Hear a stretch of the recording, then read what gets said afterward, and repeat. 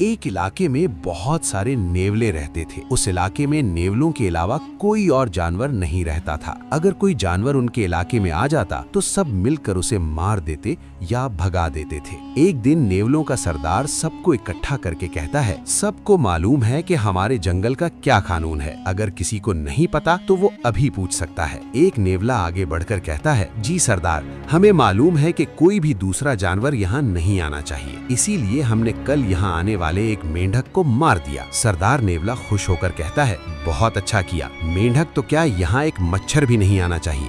अगर कोई आया तो तुम सबको सजा मिल सकती है, इसलिए हर कोई अपने इलाके पर नजर रखे। एक नेवला जरा हिचकिचाते हुए कहता है, सरदार, लेकिन अगर कोई हमसे ज्यादा ताकतवर जानवर यहाँ आ गया तो हम क्या करेंगे? वो तो हमें ही नुकसान पहुँचा सकता है। सरदार गुस्से से जवाब देता है, ये कैसी कमजोर सोच है? तुम ऐसा कैसे सोच सकते हो कि हमसे ज्यादा ताकतवर कोई होगा?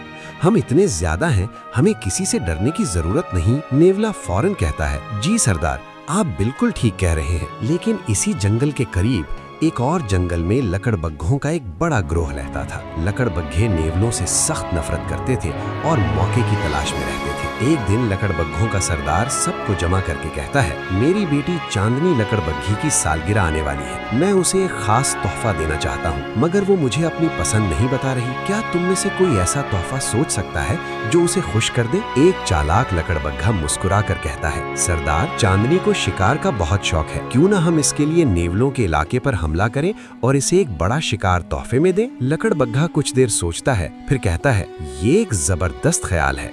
हम सब मिलकर नेवलों के इलाके पर हमला करेंगे और चांदनी को ऐसा तोहफा देंगे जो वो कभी नहीं भूलेगी। उधर नेवले अपनी ताकत पर मगरूर होकर बेफिक्र बैठे थे। उन्हें ये खबर नहीं थी कि एक बड़ा खतरा इनकी तरफ बढ़ रहा है।